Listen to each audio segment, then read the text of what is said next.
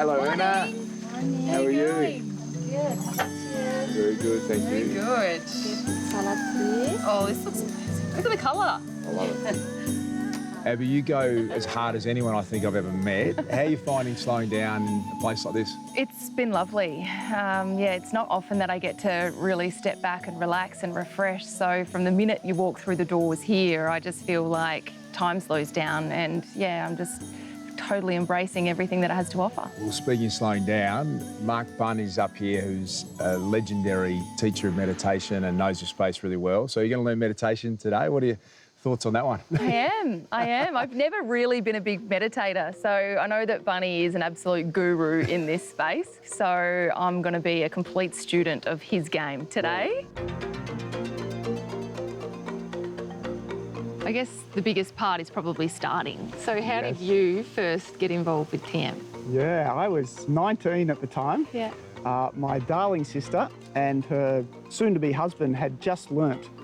He was a Victorian wicketkeeper, a cricketer, so at a very high level, and they thought it would help me and probably thought I needed a bit more balance and a bit more chill and sometimes a bit short with people, and we often get the best instruction from people outside of us, and they saw in me I'd really benefit from having that sort of calmer, more relaxed sort of side to me as well. That's funny. Some people would say that about me as well, that I've got no chill.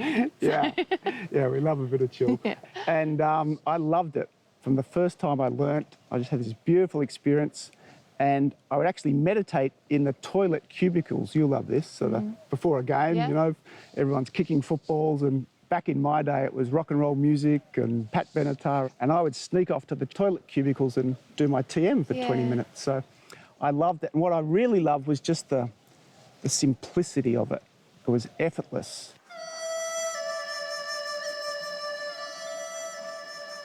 Transcendental meditation is a very simple, natural mental technique where we use a sound, a special sound called a mantra.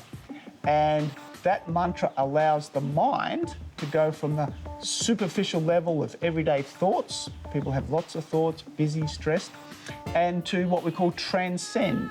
Transcend means to go beyond. So the mantra allows the mind to just effortlessly settle down, a bit like a wave on the ocean. You know, the surface of an ocean, we have waves crashing and bashing, very busy, a lot of activity. But at the bottom of the ocean, the founder of Transcendental Meditation, Maharishi Mahesh Yogi, says it's completely silent, it's calm. So in TM, what we call Transcendental Meditation for short, the mind settles down and experiences what we call the source of thought. So no thought, it's beyond thought, and it's just our natural state of what he calls restful alertness. And so when we come back out of that experience into everyday life, we take those qualities with us. So we're engaged with the busyness of life, but we remain more calm, more alert, and more restfully alert within that activity. Well, I'm the kind of person that is a bull at a gate, going 100 miles an hour 100% of the time. So I don't necessarily stop and just really centre myself and be alone with my thoughts, as some would say. So I'm excited to learn, I guess, the processes around this and how it can just add to my life. Yeah, beautiful. And I resonate completely with you, Abby. I was exactly the same. And what really struck me about TM was this idea of the analogy that Maharishi Mahesh Yogi used, the founder of TM, was like pulling an arrow back. He says, we all want to be successful in life and have that activity and drive that you've got. But to really do that successfully, we first need deep rest. And so TM's like pulling the arrow back first, so that then when we release the arrow, it can go forward with dynamism and power. I was really surprised how quickly I did get the hang of it. Mark basically just gives you a mantra. We have a couple of goes at it. I think we meditated probably in 3 different bouts.